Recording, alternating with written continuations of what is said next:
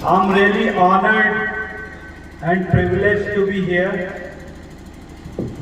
National convent school Nagra Ballia के प्रांगण में उपस्थित सभी का मैं अभिनंदन और उनको नमस्कार करता हूँ। जैसा कि मैं यहाँ देख पा रहा हूँ कि पेरेंट्स के साथ साथ टीचर्स, स्कूल मैनेजमेंट और गेस्ट सभी यहाँ पे अवेलेबल हैं और प्रोग्राम जो है काफ़ी देर से चल रहा था। तो जो मेन ऑब्जेक्टिव है जो प्रोग्राम का उस पर मैं फोकस करूँगा, बहुत ज़्यादा इधर उधर की बातें नहीं करूँगा क्योंकि आप लोग भी परेशान हो रहे हैं, काफ़ी देर से प्रोग्राम चल रहा है। तो पेरेंट्स जैसे यहाँ पे बैठे हुए हैं तो मैं एक चीज़ हाईलाइट करना चाहूँगा, जैसे कि नेल्सन मंडेला जी ने कहा था जो है कि education is the most powerful weapon to change the world that you can use to change the world. तो जो चीज़ उन्होंने आज से वर्षों पहले कही थी, आज भी वो रिलेवेंट है और ये हमेशा रिलेवेंट रहेगी।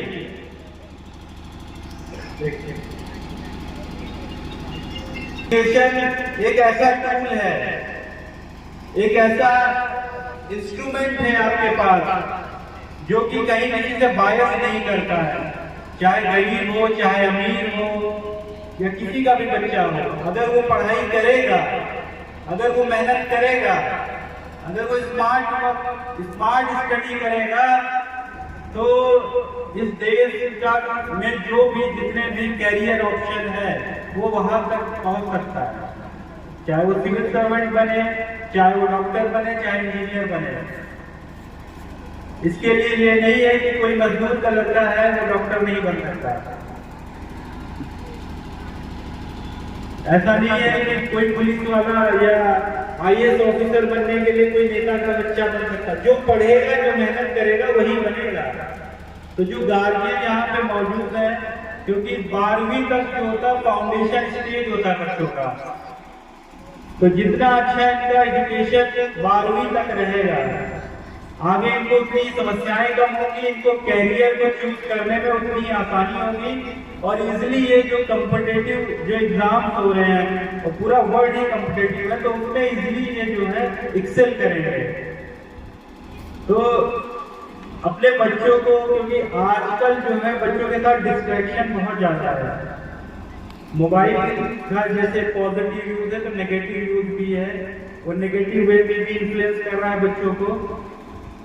तो आपको बहुत ही ज्यादा ध्यान देने की जरूरत है कि बच्चे जो है खासकर मोबाइल का बेहतर तरीके से उपयोग करें।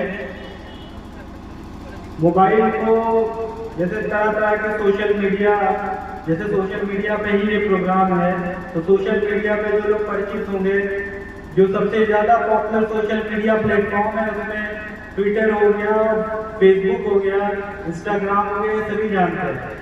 इसके अलावा भी बहुत सारे सोशल मीडिया से रिलेटेड है, जैसे यूट्यूब हो गया, वेबसाइट हो गया, तो इनकी गिनती नहीं है, बहुत सारे ये असंख्य है, ये इनफाइनाइट है। मतलब अगर गूगल ऐप पे जाएंगे तो आपको बहुत सारे सोशल मीडिया के एलिमेंट या ऐप मिल जाएंगे। तो रिलेवेंस इसका ये है कि जो है सोशल मीडिया को आपको कैसे यूज करना है। सोशल मीडिया जैसे डिस्ट्रैक्शन के तौर पर बहुत ज्यादा इन्फ्लुएंस कर रही है बच्चों को। इंस्टाग्राम चला रहे हो, रील्स देख रहे हैं लगातार 2 घंटे 3 घंटे, टाइम का ही पता नहीं चल रहा है।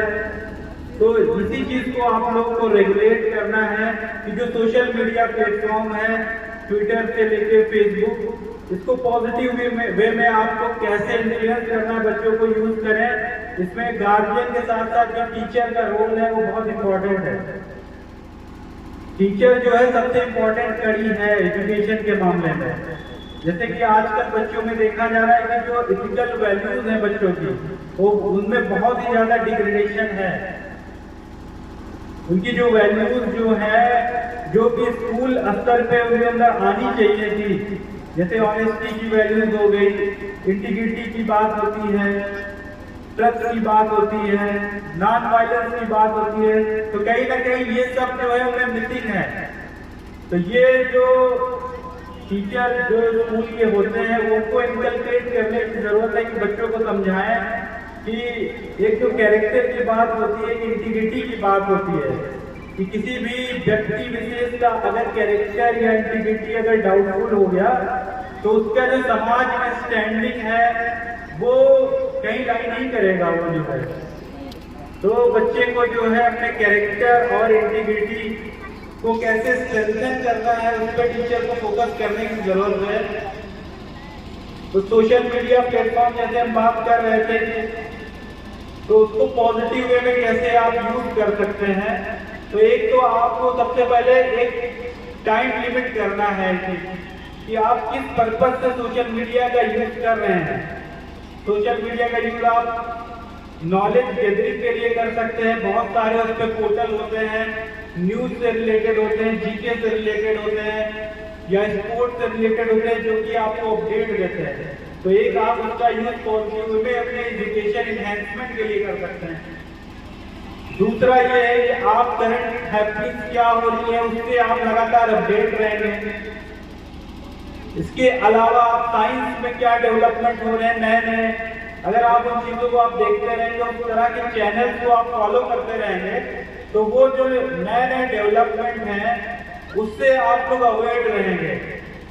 और ये सब चीजें जो होती है आपको, जो आपके दूसरे स्टूडेंट हैं या जो आपके कलीग्स हैं, इनसे डिफरेंट बनाएगी, इससे आपको आगे करेंगे। और जो आगे के कॉम्पिटिटिव एग्जाम है या आपका जो या 12th के एग्जाम होते हैं, तो कहीं ना कहीं ये जो है हेल्पफुल रहेगी आपके लिए। तो पॉजिटिव वे में यूज करना, क्योंकि आपके लिए कैरियर में आगे बहुत ज्यादा हेल्पफुल रहेगी।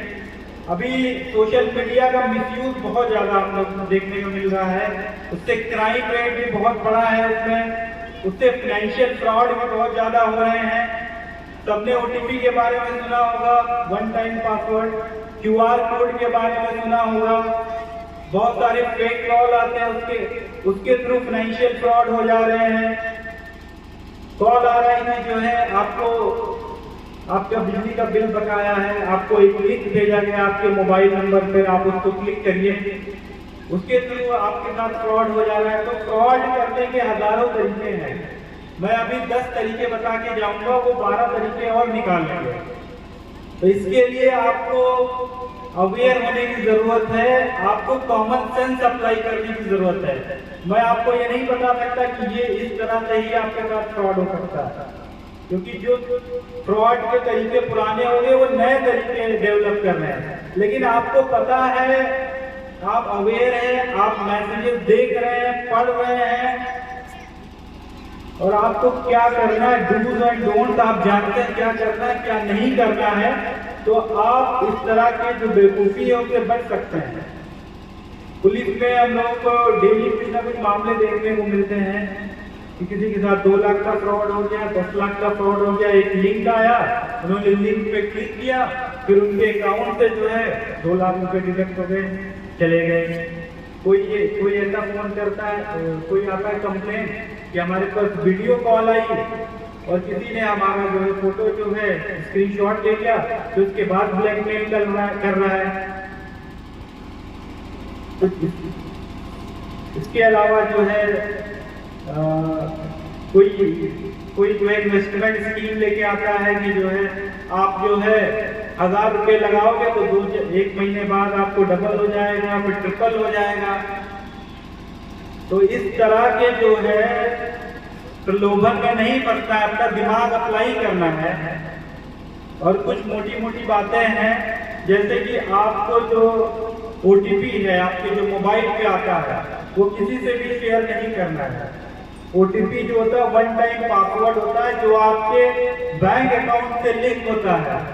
वो आपकी पर्सनल जो इंफॉर्मेशन होती है, आधार से भी OTP लिंक होता है। तो हर एक प्लेटफॉर्म जो आपके हैं OTP से लिंक है। अगर आप OTP अगर वन टाइम पासवर्ड अगर शेयर कर देंगे तो आपकी जो पर्सनल इंफॉर्मेशन है दूसरा व्यक्ति जो है उसको एक्सेस कर लेगा। और आपकी अगर पर्सनल इंफॉर्मेशन उसने एक्सेस कर ली तो आपके साथ फ्रॉड के अलावा वो हर तरह के गलत कार्य कर सकता है, जो आपके लिए जो है बहुत ही खतरनाक हो सकता है। तो आपको अपना दिमाग अप्लाई करना है। QR कोड जैसे आप लोगों को पता है कि आप कहीं गए, आपको पेमेंट करने के लिए स्कैन करते हैं, सिर्फ आप पेमेंट करने के लिए स्कैन करते हैं। एक नया फ्रॉड ये देखने के आ रहा है कि ये QR कोड भेज रहे हैं और वो कह रहे हैं कि आपको पैसा अगर रिसीव करना तो स्कैन करिए। रिसीव करने के लिए स्कैन नहीं करना है उसको। आप अगर रिसीव करने के लिए स्कैन करेंगे, फिर अगली बार वो कहेगा कि आप पासवर्ड डाल दो, फिर आपका पैसा कट जाएगा।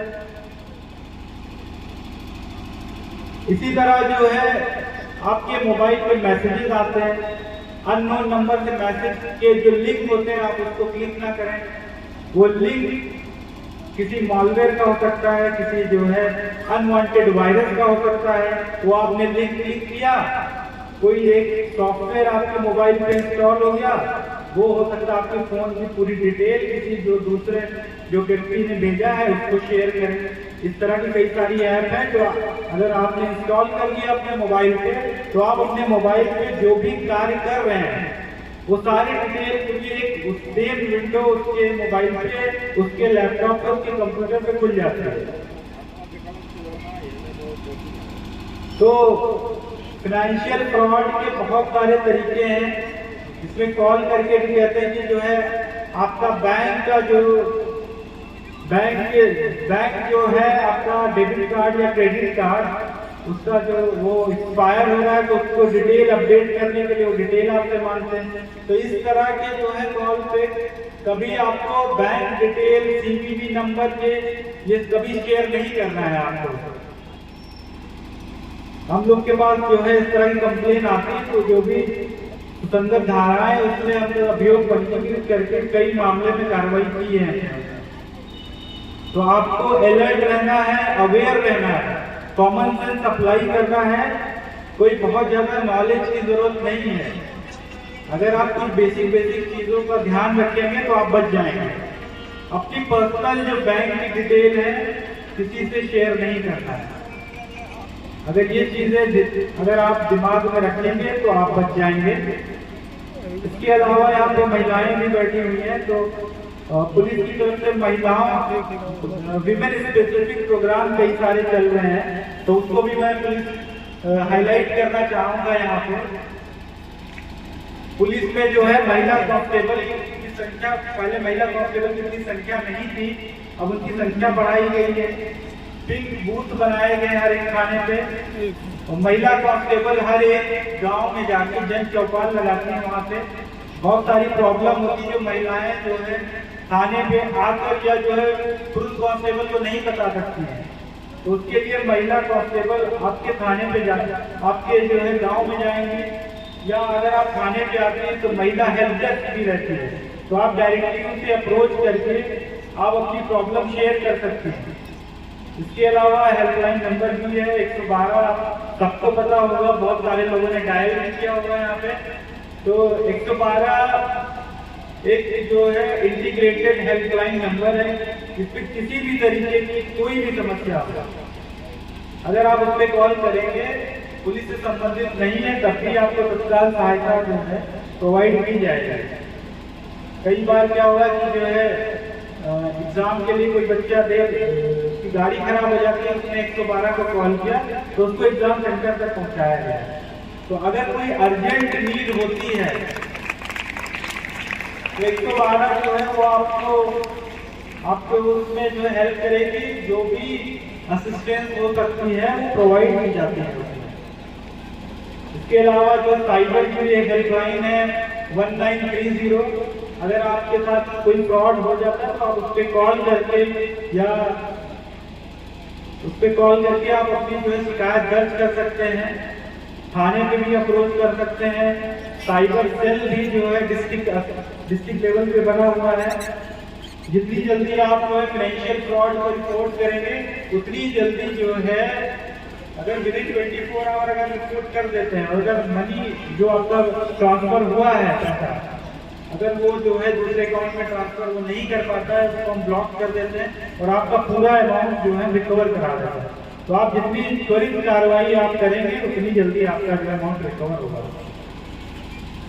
इसी तरह मोबाइल अगर किसी का गुम हो जाता है तो मोबाइल गुम होने का भी एक पोर्टल है PMI की, तो उस पर आप जाके अगर जो है रजिस्टर कर देंगे तो उसके बाद एक तो ये तरीका है कि आप थाने पे जाते हैं, फिर हम लोग सर्विलांस पे लगाते हैं।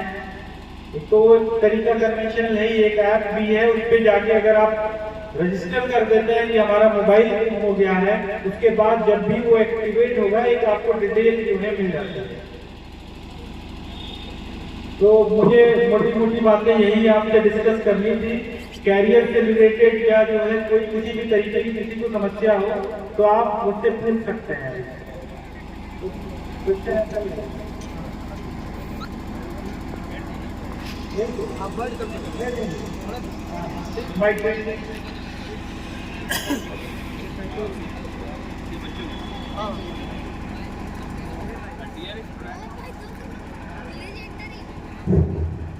डियर स्टूडेंट, जैसा कि पहले आपको प्रोग्राम बनाया गया था कि आप रिलेटेड क्वेश्चन पूछ सकते हैं, सर ने आपको एक और परमिशन दी है कि कैरियर से जुड़े हुए क्वेश्चन पूछ सकते हैं। नहीं, आप किसी भी तरीके का क्वेश्चन आप जो है, हाँ, सोशल मीडिया, साइबर क्राइम। तो सर बच्चों के बीच में मैच ले जाइए और जो बच्चे अपना हैंड अप कर देना, जिनको पूछना है वो अपना हैंड अप कर दें। अपर क्लास से शुरू कीजिए, 12th देखिए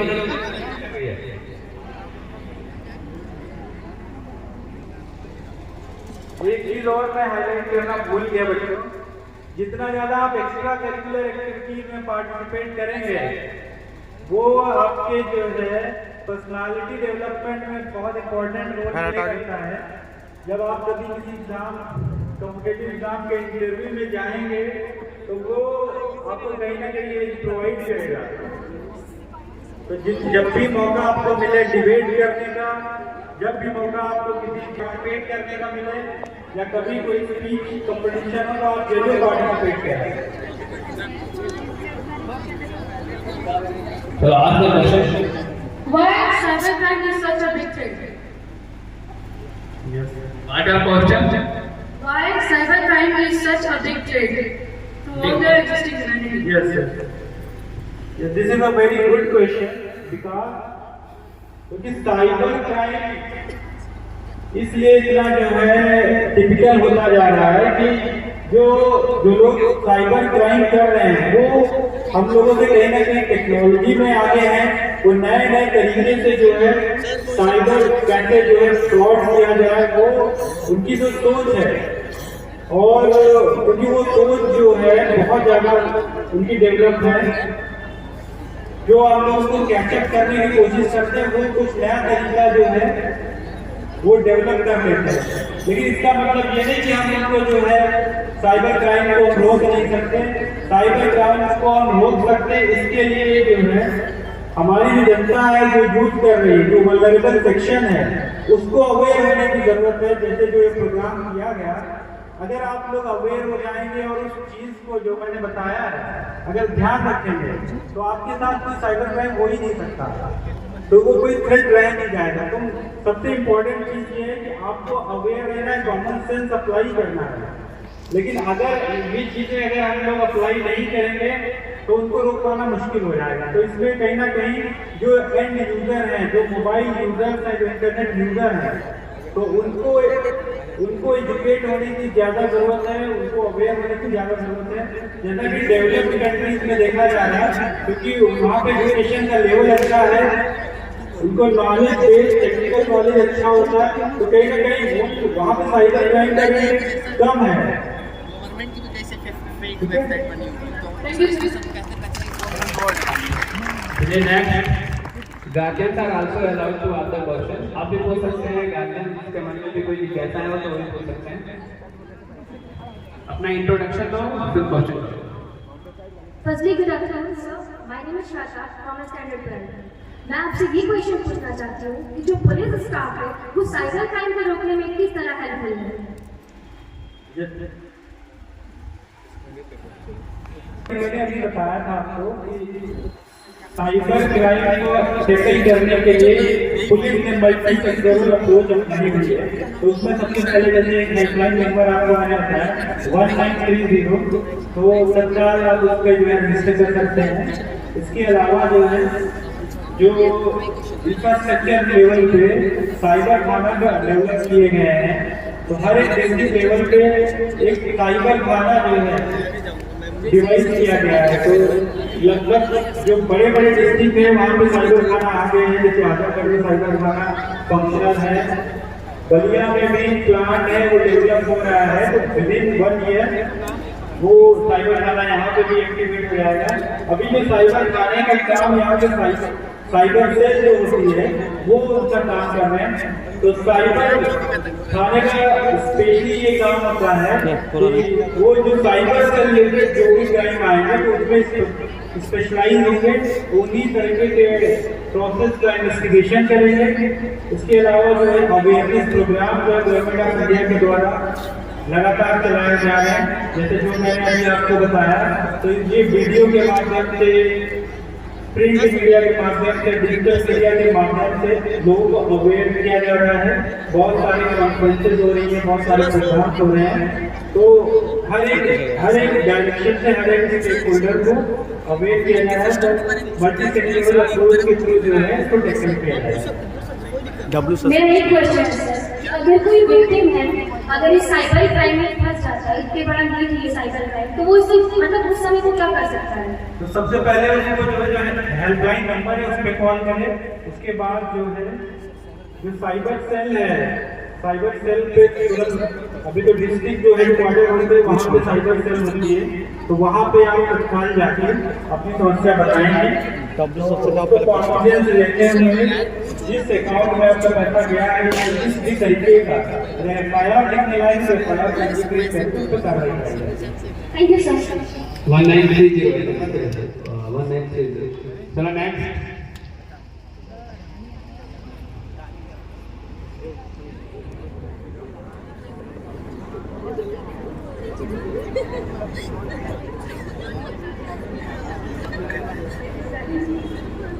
My name is Adani, standard 7. My question is, how can we use the mobile phone safely? रुक जाओ। How can we use the mobile safely? Mobile safely use करने का एक तो सबसे पहले जो होता है, आपने देखा होगा कि सिक्योरिटी सिस्टम जो मोबाइल का होता है, तो उसमें आपका जो है जो बायोमेट्रिक डेटा होता है, जो रेटिना हो गया आँख से स्कैन करके या फेशियल फेस स्कैन करके जो लॉक सिस्टम होता है, लॉक या तो बायोमेट्रिक डेटा पे लेता है या आपका पासवर्ड होता है। तो पहला क्या, आपको मोबाइल सेफ रहे इसके लिए लॉक सिस्टम आप एक्टिवेट करिए। दूसरा, जो ऐप्स हैं जो आप डाउनलोड करते हैं, गूगल ऐप से ही हमेशा डाउनलोड करें। किसी अन्य जो लिंक से उसको डाउनलोड ना करें। जो ऐप आप डाउनलोड करते हैं उस पर टोनी ऐप में होती है, तो जिससे कि वो पर्सनल डेटा आपका जो है वो ट्रांसफर हो सकता है।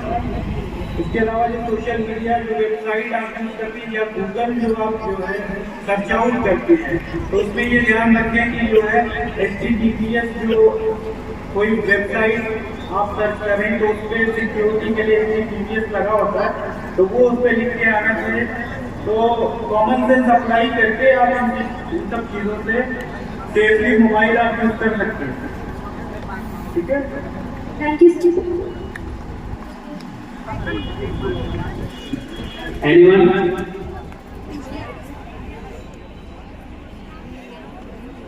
गार्जियन में से भी मैं पूछना चाहता हूँ, खास करके लड़कियां पूछें, उनके नाम ज़्यादा समस्याएं रहती हैं। My name is Anushka from standard 7. मेरा प्रश्न ये है कि साइबर क्राइम ज्यादातर लड़कियों में घटित होता है। ये डेटा कहाँ से निकाला मैंने? ऐसा कुछ नहीं है, लड़कियों के साथ ज्यादा हो रहा है या कम हो रहा है। साइबर क्राइम भी उन्हीं के साथ हो रहा है जिनके पास दिमाग नहीं है। मेरे कहने का मतलब ये है कि आप अपना दिमाग अप्लाई करेंगे तो कभी नहीं साइबर फ्रॉड में नहीं फंसेंगे आप। इसलिए अपना कॉमन सेंस अप्लाई करें। अपनी पर्सनल डिटेल किसी को नहीं शेयर करना है। फोन के थ्रू या मैसेज के थ्रू कोई कभी व्हाट्सएप पे वीडियो कॉल अननोन नंबर से आता नहीं उठाना है। OTP शेयर नहीं करना है। CVV नंबर नहीं शेयर करना है। अननोन लिंक को क्लिक नहीं करना। ये सब चीजें अगर दिमाग में रखेंगे तो आपके साथ कभी फ्रॉड नहीं होगा। अलग से तुम लोग के लिए हेल्पलाइन नंबर है ना 1090, जिस चीज में बात कर रहे हो उसको। चलिए next. Good afternoon, sir. My name is Sanskar and I'm in class 8 है। तो मेरा क्वेश्चन है कि फाइनेंशियल क्राइम के अलावा जैसे कोई हमारा वीडियो बना लेता है या फोटो ले लेता है तो उसके अगेंस्ट हम क्या कर सकते हैं? अगर इस तरह का कोई इंसिडेंट होता है तो तत्काल आप थाने पे जाकर आप FIR पंजीकृत कराएंगे। उसके विरुद्ध जो है तत्काल कार्रवाई की जाती है। इसके अलावा 1090 जैसे हेल्पलाइन नंबर है, आप कॉल करेंगे तो आपकी जो सूचना है उस पर एनोनिमस रखी जाती है। आप अगर नहीं चाहते कि आपकी डिटेल जो है पब्लिक हो तो 1090 पे ये 1090 में जब कंप्लेंट रजिस्टर हो जाएगी, जब तक उसका डिस्पोजल नहीं होता है तब तक जो है एक डेडिकेटेड महिला रिप्रेजेंटेटिव उसको ट्रैक डाउन करती है। और जब तक आपकी प्रॉब्लम सॉल्व नहीं हो जाती तब तक वो प्रॉब्लम एक्टिवेट रहती है, वो इवेंट जो है एक्टिवेट रहती है। तो हेल्पलाइन नंबर भी आपके पास है, आप थाने को भी अप्रोच कर सकते हैं। Thank you sir.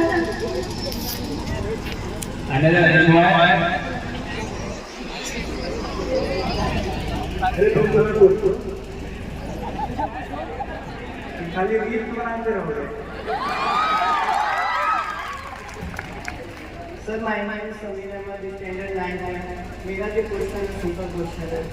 हालांकि इंडिया में एजुकेशन लेना इतना मुश्किल क्यों है? अगर हम गवर्नमेंट की तरफ रुख करते हैं तो हमें जो राइट टू एजुकेशन मिली हुई है 6 से 14 ईयर्स में, तो गवर्नमेंट की इतनी अच्छी व्यवस्था नहीं है। हालांकि स्कूल एक ट्रस्ट होने के कारण भी इतना महंगा क्यों होता है कि कॉमन जो लोग हैं वो अच्छी एजुकेशन नहीं ले पाते हैं। क्यों? ठीक है, इनका क्वेश्चन बहुत ही जनरल है। ये एक मेंटालिटी बैठ गई दिमाग में। जैसे होता है ना कि गवर्नमेंट स्कूल में पढ़ाई नहीं हो रही, गवर्नमेंट स्कूल में हम पढ़ के यहाँ खड़े हुए। तो ऐसा नहीं है कि मतलब पढ़ाई नहीं हो रही है। 8वीं तक हमने गवर्नमेंट स्कूल में पढ़ा। तो आप अगर पढ़ेंगे, कहीं भी रहे, कहीं से भी पढ़ाई करेंगे, आपके अंदर कहते नहीं आग है पढ़ने की, तो आप जो है अपने कैरियर को अचीव करेंगे। थोड़ी सी प्रॉब्लम है, इंफ्रास्ट्रक्चर लेवल पे काम हुआ है। अगर पहले से कंपैरिजन करें तो बहुत ज़्यादा इम्प्रूवमेंट है। टीचर्स अच्छे आ रहे हैं गवर्नमेंट स्कूल में भी, इंफ्रास्ट्रक्चर अच्छा हुआ है। तो कहीं ना कहीं जो है वो प्राइवेट स्कूल है उनसे कम्पीट कर रहे हैं। अब ये जो हमारी मेंटालिटी है उसको चेंज करने की ज़रूरत है कि वहाँ पे जो टीचर है वो हाईली क्वालिफाइड है। जो आपके प्राइवेट स्कूल होते हैं उनसे कम क्वालिफाइड नहीं होते हैं। लेकिन अगर वो बच्चे अगर अच्छे बच्चे हैं, अगर वो पढ़ेंगे, कोऑपरेट करेंगे तो वो बहुत आगे जाएंगे। तो कोई ऐसा नहीं कि स्कूल प्राइवेट में ज़्यादा पढ़ाई या वहाँ ज़्यादा पढ़ाई। जो जहाँ पढ़ेगा, जो मन से पढ़ेगा। 3 इडियट्स देखा होगा ना? 3 इडियट्स देखा है? Yes sir. उसमें क्या क्या है? ज्ञान हर जगह बट रहा है, ज्ञान हर जगह है बट रहा है। आपको रिसीव करना आना चाहिए ना। जैसे यहाँ मैंने बहुत सारी बातें बताई, तो किसी ने रिसीव किया होगा, किसी ने नेल्सन मंडेला को दिमाग से उड़ा दिया होगा, किसी ने ध्यान दिया होगा कि जाके पढ़ेगा वो।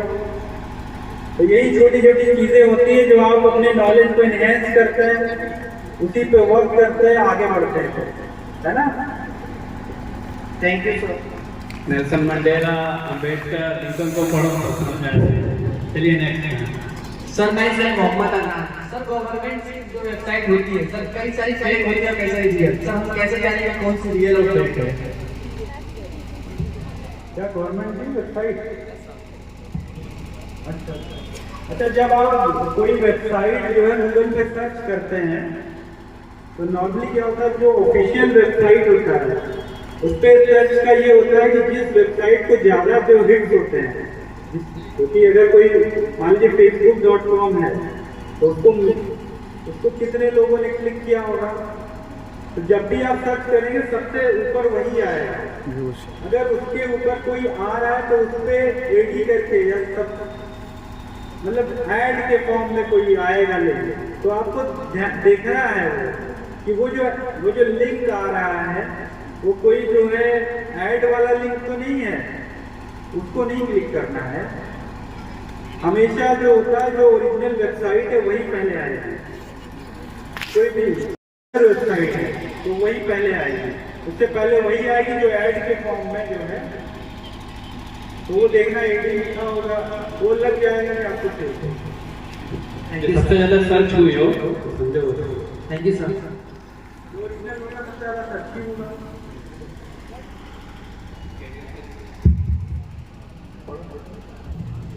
कैरियर से जुड़े हुए sir, my name is Aditya Shah from 998। Sir मेरा क्वेश्चन था, साइबर क्राइम जैसी सिचुएशन हमारे सामने आई नहीं है। साइबर बात ये है कि हर एक चीज के दोनों एस्पेक्ट होते हैं। जैसे मोबाइल है हमारे लिए क्या है कि हम हमारी कनेक्टिविटी अच्छी हो, लोगों से हम जुड़ पाए बेहतर। मोबाइल का के प्रॉब्लम में जो है क्रिएट हुए, बहुत सारे प्रॉब्लम क्रिएट हुए। हम लोग सोशली डिस्कनेक्ट हो गए लोगों से, हो गए नहीं हो गए? Yes sir. घर में हम रहते हैं, मोबाइल पे लगे हुए हैं, लेकिन घर वालों को पता चला महीनों तक हमने बात ही नहीं की। लेकिन अपने दोस्तों से इंस्टा पे हम लगातार 10 घंटे 12 घंटे बात कर रहे हैं, चैट कर रहे हैं। तो हर एक चीज के जो है दोनों एस्पेक्ट होते हैं, पॉजिटिव नेगेटिव, डिपेंड करता है कि हम इसका यूज कैसे करें। साइबर की प्रॉब्लम इसलिए आई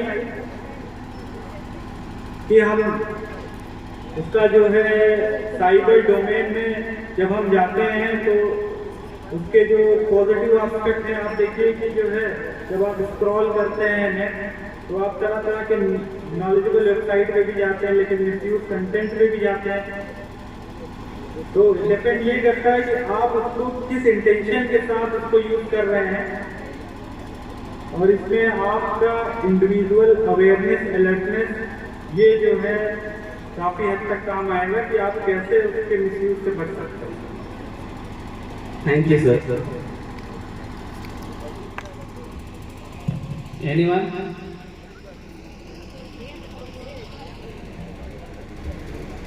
good afternoon sir, I am Priya from standard class 10 है। और सर मेरा क्वेश्चन करियर से रिलेटेड ये है कि सर आज हमारे पास बहुत ही मिनिमम चॉइसेस हैं कि आपको डॉक्टर बनना है, इंजीनियर बनना है या फिर सिविल सर्विसेज में जाना है। सर अगर हम एजुकेशन के अलावा कोई और फील्ड में जाना चाहें तो हम अपने पेरेंट्स को इस बात के लिए कैसे कन्विंस करें? हमें डांसिंग फॉर एग्जाम्पल, सिंगिंग या फिर एक्टिंग ऐसी कोई चीज़ें हैं तो हम अपने पेरेंट्स को कैसे कन्विंस करें हमें उसमें भी जाने का मौका दिया जाए? जैसे इन्होंने जो क्वेश्चन पूछा है ये लगभग बहुत सारे लोगों ने फेस किया होगा ये प्रॉब्लम, लेकिन जो कैरियर के ऑप्शन है लिमिटेड नहीं है, वो आपके स्किल पे है। अगर आपकी सिंगिंग क्वालिटी अच्छी है तो आप उसमें कैरियर चूज कर सकते हैं, बशर्ते ये है कि आप अपने पेरेंट्स को कैसे कन्विंस करेंगे। तो पेरेंट्स को कन्विंस करने का कोई एक वैसा तरीका तो कोई नहीं बता सकता है।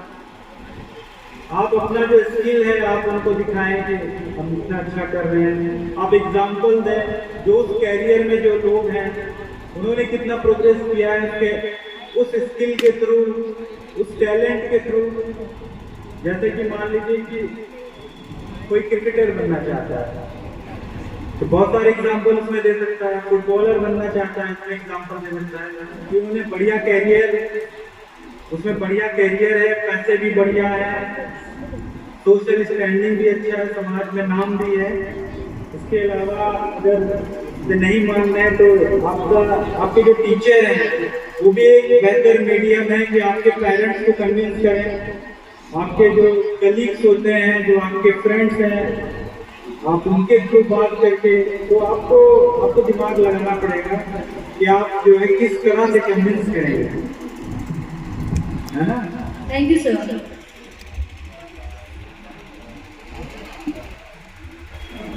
Good afternoon sir. सर मेरा नाम अंशिका है, मैं क्लास 10 की स्टूडेंट हूँ। सर मेरा क्वेश्चन ये है कि सर आजकल पेरेंट्स बच्चों को मतलब फोर्स कर रहे हैं कि अच्छी ग्रेड लाना है, फर्स्ट पोजीशन लाना है क्लास में। तो सर क्या ये अच्छा ग्रेड या अच्छी पोजीशन जब हम लाएंगे तब हम आगे सक्सेस हो पाएंगे अपने लाइफ में, तो ये जरूरी है सर या आप क्या कहना चाहेंगे गार्जियन को इस बारे में? जैसे कि मैंने कहा कि जो पर्सनालिटी डेवलपमेंट वाला इम्प्लीमेंट है उसके लिए एक्स्ट्रा करिकुलर जो एक्टिविटीज होती हैं, एक्स्ट्रा करिकुलर में पढ़ाई के अलावा सब आ गया, स्पोर्ट्स हो गया, सिंगिंग हो गया, किसी भी तरीके का कंपटीशन हो गया।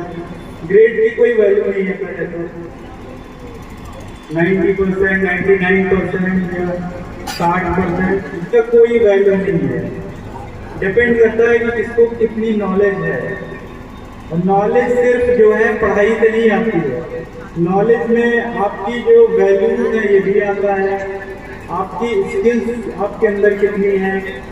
मान लीजिए 2 बच्चे हैं, एक बच्चे के 99% है, खाली वो पढ़ता है और उसको कुछ नहीं आता, लेकिन एक बच्चा है उसके 65% है, उसको गाना भी अच्छा आता है, वो डिबेट भी अच्छा करता है, उसको स्पीच भी आती है, वो हर तरह के स्पोर्ट्स में भी पार्टिसिपेट करता है।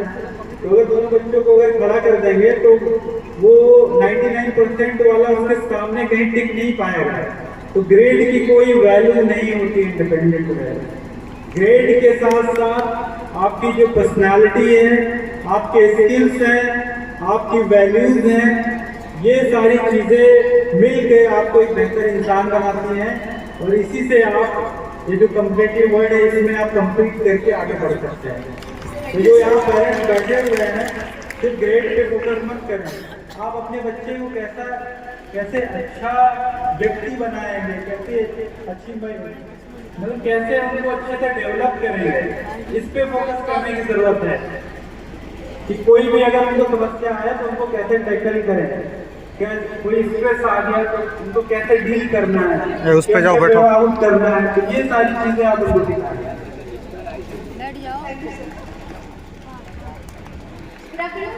मेरा नाम दीपिका है, मैं क्लास 10 से ऐसे ही पूछना चाहती हूँ कि जो ऑनलाइन बिजनेस के लिए कॉल्स या मैसेज आते हैं या फिर उनसे इन्फॉर्मेशन मांगते हैं, कभी ऑफिस वगैरह भी मांग लेते हैं, तो हमें कैसे पता चले ये रियल है या फेक है, या हम कैसे पता चलें कि अच्छा है या सही है?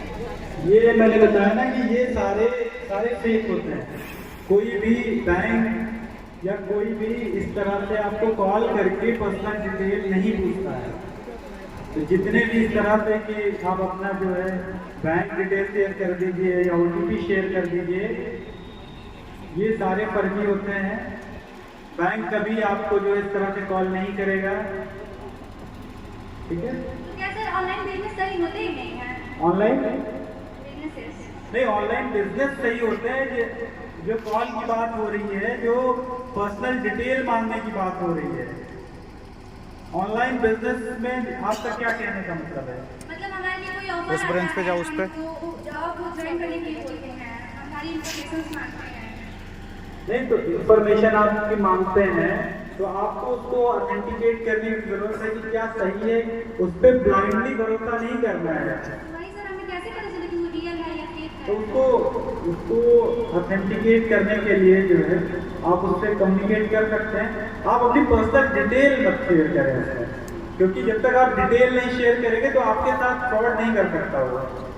आपसे नॉर्मल कम्युनिकेट तो कर ही सकते हैं, जैसे किसी मोबाइल के माध्यम, जैसे उसने कोई मीडियम तो होगा जिससे उसने आपको कांटेक्ट किया होगा, तो उसी मीडियम से आप जो है कांटेक्ट कर सकते हैं।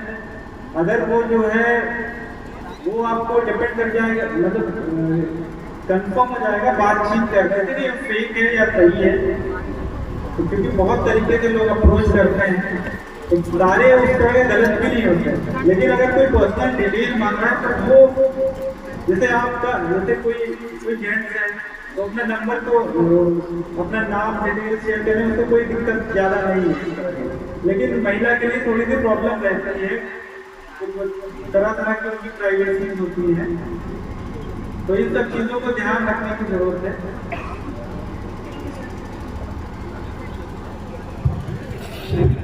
Good afternoon sir, I am Shalini Yadav from standard 11। मैं आपसे आपकी सक्सेस जर्नी के बारे में कुछ जानना चाहती हूँ, जिससे कि हम लोग इंस्पायर हो सकें। मैंने जो है मैंने बीटेक किया हुआ है इलेक्ट्रॉनिक्स एंड कम्युनिकेशन में। बाई प्रोफेशन में इंजीनियर हूँ, लोगों ने डॉक्टर बना दिया है यहाँ पे। उसके बाद मैं जो है टेली कम्युनिकेशन फॉर्म में सीनियर इंजीनियर था गुड़गांव में। फिर मन किया कि कुछ जो है सिविल सर्विसेज की तैयारी वारी किया जाए। फिर वहाँ पर तैयारी वारी शुरू की। फिर 4 साल जो है मैंने तैयारी की और 4 अटेम्प्ट यूपीएससी के दिए, इंटरव्यू भी दिया। वहाँ इंटरव्यू में मैं फेल हो गया, यूपीएससी में IAS के इंटरव्यू में। और फेल इसलिए हो गया कि मेरी जो पर्सनालिटी वाला एस्पेक्ट था वो कमजोर था। वही मैं आपको बता रहा था, अगर वो मेरा स्ट्रॉन्ग होता तो मैं हो सकता IAS होता। ठीक है। फिर उसके बाद मेरा सिलेक्शन यूपीपीसीएल से पुलिस में हो गया और अभी आगे काम कर रहा हूँ।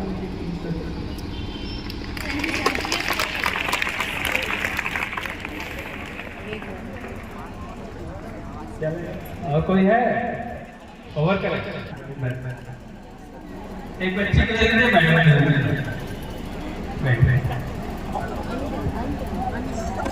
My name is Sanjay Pandey from class 7. मेरा क्वेश्चन ये है, अगर हमारा कोई सेंसिटिव डाटा किसी के पास हो और वो हमें धमकी दे कि अगर हम पुलिस के पास गए या फिर किसी को रिपोर्ट किया तो मैं तुम्हारा डाटा वायरल कर दूंगा, इस सिचुएशन में हमें क्या करना चाहिए? अब इसमें देखना पड़ेगा किस तरह का सेंसिटिव डेटा है। सेंसिटिव डाटा मतलब हो सकता है बैंक का हो या आपका प्राइवेट कुछ फोटोज हो सकते हैं किसी के, कोई भी डिटेल हो सकती है।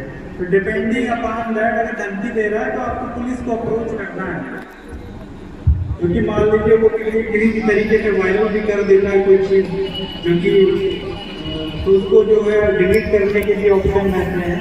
तो डरने की जरूरत नहीं है, आप तत्काल जो पुलिस को सूचना दें, क्योंकि आप अगर किसी को सूचना नहीं देंगे तो आपको तरह तरह से ब्लैकमेल करेगा और ये प्रॉब्लम एग्रावेट होती जाएगी। तो ये धमकी से होती है, धमकी से नहीं डरना है। तो जैसे ही पुलिस की गिरफ्त में आएगा सही हो जाएगा। Thank you sir.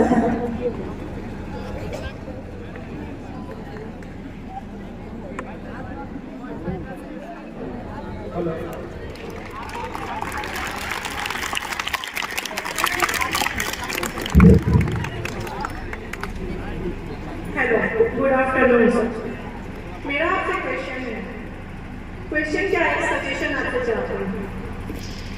लगभग 75% लोग जो सोशल मीडिया प्लेटफॉर्म पे फेसबुक चलाते हैं, व्हाट्सएप चलाते हैं, इंस्टाग्राम चलाते हैं, उनके साथ साइबर क्राइम होता है। लेकिन 25% ऐसे भी लोग हैं हमारे समाज में जो कोई भी फेसबुक, इंस्टाग्राम या सोशल मीडिया प्लेटफॉर्म से जुड़े हुए नहीं। उनके डेटा या तो गवर्नमेंट के पास है या फिर बैंक के पास, फिर भी उनके साथ किसी न किसी तरीके से साइबर क्राइम होता है। तो मैं आपसे पहला क्वेश्चन मेरा ये है कि क्या गवर्नमेंट और जो बैंक के पास हमारा डेटा होता है वो इतना इजीली एक्सेसिबल क्यों हो जाता है जो हैकर्स होते हैं उनके लिए? क्या गवर्नमेंट और बैंक के पोर्टल इतना इजीली हैक किए जा सकते हैं?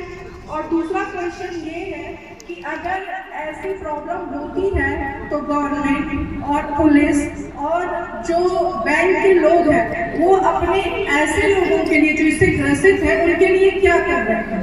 और अगर उनके तीसरा क्वेश्चन समस्याएं हैं तो उसमें कितने % हमें श्योरिटी मिलेगी कि हम साइबर क्राइम से बाहर निकल जाएं और हमारा जो नुकसान हुआ है उसे उसकी भरपाई मिल सके?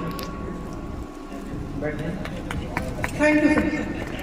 जैसे इनका क्वेश्चन जो है, जैसे ये कह रही कि जो है सोशल मीडिया प्लेटफॉर्म जो यूज कर रहा है उनका तो चलो ठीक है, डेटा पब्लिक में जा रहा है, लेकिन जैसे जो सोशल मीडिया प्लेटफॉर्म नहीं यूज कर रहा है, मोबाइल यूज कर रहा है, तो कहीं ना कहीं डिटेल तो उनकी है ही पब्लिक में, या किसी भी तरीके के मोबाइल नंबर ही पब्लिक में तो है ही, पब्लिक डोमेन में। मान लीजिए इलेक्ट्रिसिटी का कनेक्शन है उस नंबर पे, तो मैसेजेस तो आएंगे। अब उसमें यही ध्यान देने की ज़रूरत है कि आप मैसेजेस को जो है किसी अननोन नंबर से आ रहे हैं मैसेजेस, तो उनको देखना नहीं है आपको, या लिंक जो आ रहे हैं आपको जो है, क्योंकि मोबाइल में भी ऑप्शन अब आ रहे हैं कि जो है उसे डू नॉट डिस्टर्ब का ऑप्शन रहता है, या तो उस तरह के ऑलरेडी जो मैसेजेस होते हैं, जैसे कॉल आता है तो ऑलरेडी वो ब्लैक लिस्ट रेड लिस्ट में आ जाता है, जब मोबाइल मैसेजेस में आता है तो ब्लॉक फॉर्म में आता है। इसके अलावा इसके लिए जो है एक साइबर फ्रेमवर्क अलग से बना हुआ है डील करने के लिए, और जैसे भी इस तरह के इंसिडेंट रिपोर्ट होते हैं तो उसमें FIR पंजीकृत की जाती है, फिर इन्वेस्टिगेशन प्रोसेस होता है, और जो इन्वॉल्व होते हैं उनको जो भी कानूनी कार्रवाई उसमें लाई जाती है। प्रॉब्लम ये हो जाती है इसमें कि जो फाइनेंशियल फ्रॉड करते हैं या जो साइबर फ्रॉड करते हैं, इनकी जो लोकेशन होती है, मान लीजिए फ्रॉड जो है नगरा में हो गया, लेकिन इनकी लोकेशन निकलती मुंबई में या बैंगलोर में, तो फिर जो लिंक करना, फिर इनको कोऑर्डिनेट करना, उसमें डिले होता है, कहीं ना कहीं इनको फिर फ़ायदा मिल जाता है। तो इसको टैकल करने के लिए एक इंटीग्रेटेड अप्रोच पे काम हो रहा है, जिसमें कि हर एक स्टेट की पुलिस जो है इंटीग्रेटेड वे में, अगर इस तरह के इंसिडेंट अगर जो है पब्लिक में आते हैं या वो किसी तरीके के एप्लीकेंट आता है, तो कोऑर्डिनेटेड अप्रोच के साथ जो है उसको लोकेट करते हैं और उसको वर्कआउट किया जाता है।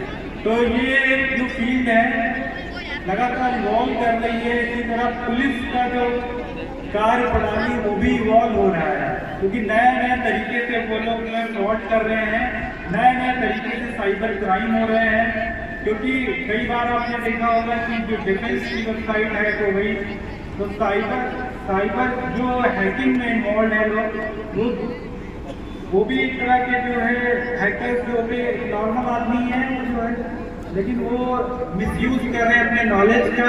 अगर वो पॉजिटिव वे में यूज करें तो कहीं ना कहीं प्रोडक्टिव वे में काम कर सकते हैं देश के लिए, समाज के लिए। इसमें सर पुलिस की सक्सेस रेट कितनी है? साइबर क्राइम जो हो रहे हैं उसमें अब तक आप लोगों ने लगभग कितना % जो है एक अपनी पॉजिटिव अप्रोच डाल चुकी है और रोक चुकी है कि अब मतलब हमने इतना अचीवमेंट कर लिया है? जैसे एग्जैक्ट डेटा मेरे पास नहीं है, लेकिन बलिया का एग्जांपल मैं आपको बताऊं तो मेरे पास जितने केसेस आए हैं उसमें 90% मैंने वर्कआउट किए हैं। उसमें 4 केसेस मेरे पास आए थे जिसमें आधार के थ्रू जो है फर्जी तरीके से क्लोनिंग करके पैसे निकाले गए।